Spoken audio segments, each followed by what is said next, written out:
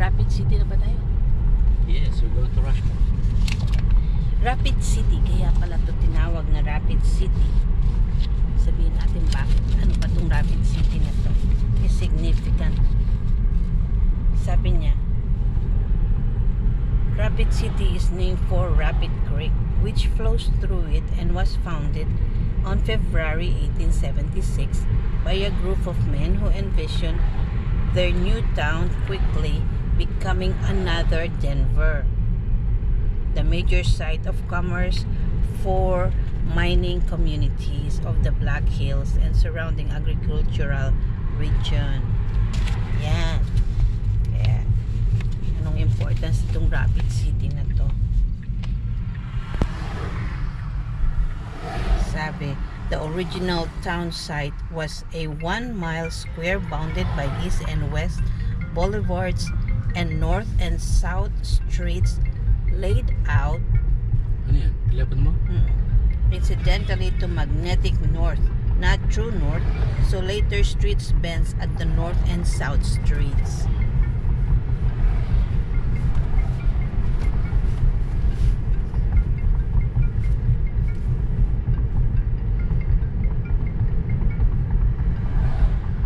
The city growth was slow, but by World War II, when the air base was started east of town, there were only 20,000 residents.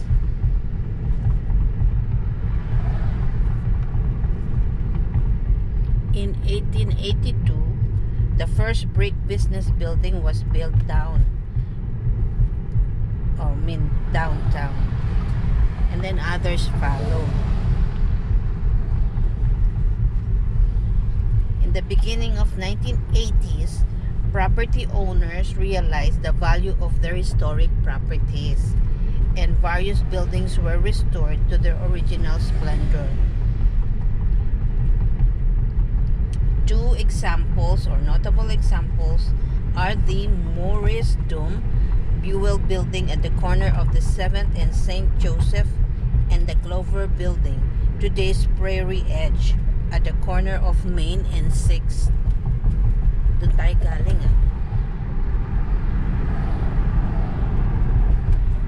So yun ang information dito sa Rapid City. Now heading na tayo sa Mount Rushmore. Okay. Mount Rushmore, West 16, next left.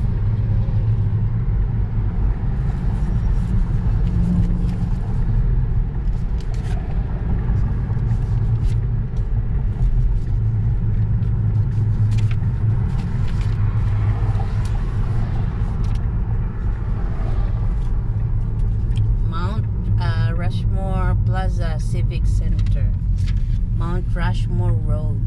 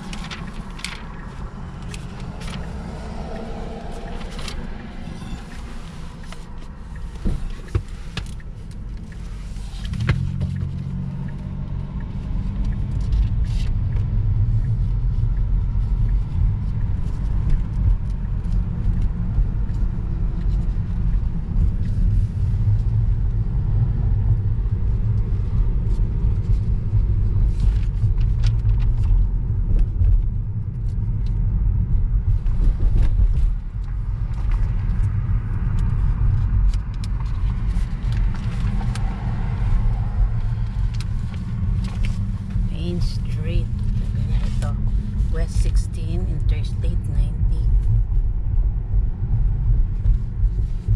Since papunta na tayo sa Mount Rushmore, bigyan natin sila ng briefing about Mount Rushmore. August of 1926, Borglum was ready to start searching for a suitable site for carving. The idea of sculpting in the needles of tall rock formations on the Man Highway had been abandoned. Too many people were opposed to what they called tampering with the beauty of the nature. A logical compromise was to find a mountain in a remote area that was not in public view. I know Borglum later confessed that no matter where we carve, roads would be built and the public would find us. Besides, I felt like a carved needle would look too much like a totem pole. So one day, the scouting party was approaching a particular promising mountain. Borglum asked, "What's that called?" "Used to be a slaughterhouse rock." The guide answered with a grin. "And before that was Gogar Mountain, because they trapped a cat up there once. But when this dude came visiting, they changed the name again."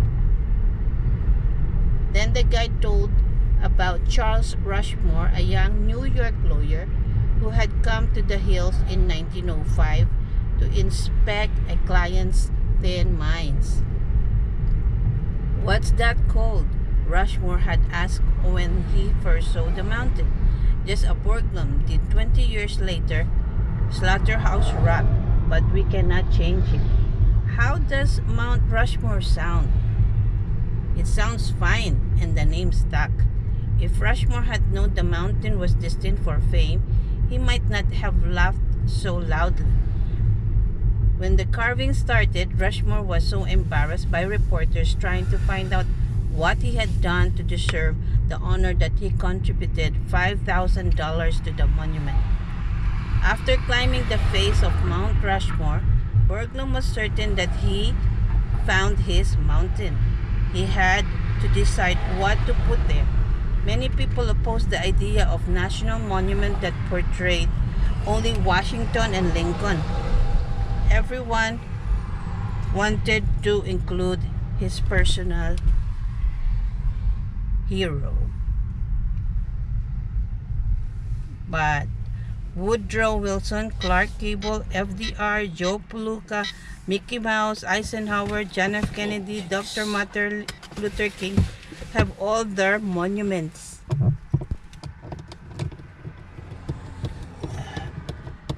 By the time makarating tayo, tapos na history ng Mount Rushmore. None will ever make it. The 4 existing heads already cover every available inch of Rushmore stone, and they tell the story as Borglum saw it. Borglum explained his choices this way. Okay, ba't niya pinili yung mga faces na yon? It's because Washington was elected because he was the father of our country. Jefferson, because he expressed our beliefs in Declaration of Independence and expanded our territory in Louisiana Purchase. Lincoln was chosen for preserving the Union, and Teddy Roosevelt because he fulfilled the expansion dream by linking the oceans with the Panama Canal. The selection of Lincoln was most controversial.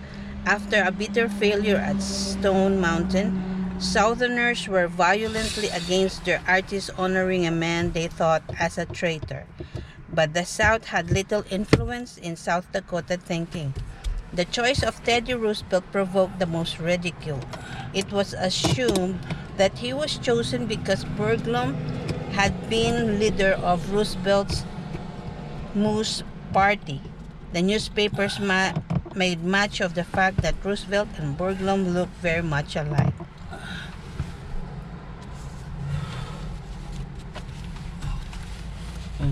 Yellow, asan yun? Yellow. Ilan yan? Dalawa to.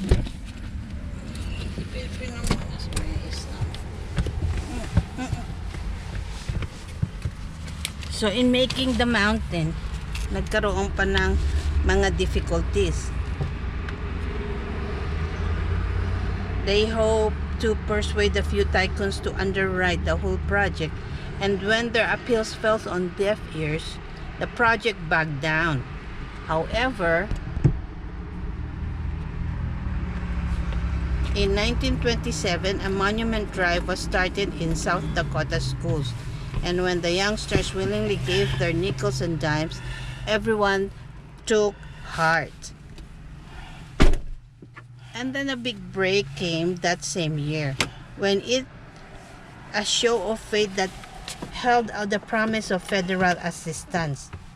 Calvin Coolidge agreed to vacation in Black Hills.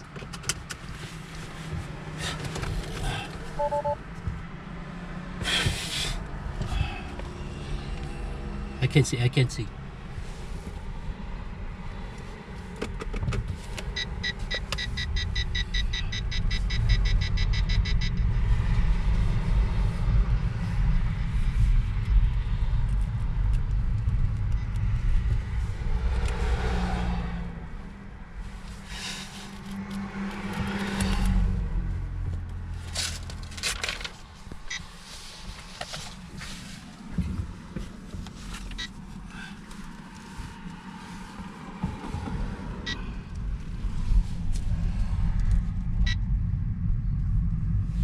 So yun lang ang importance ng Rushmore.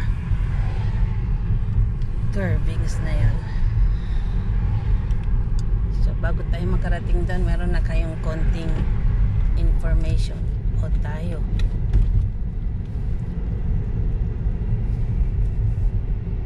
It's 16 miles from Mount Rushmore.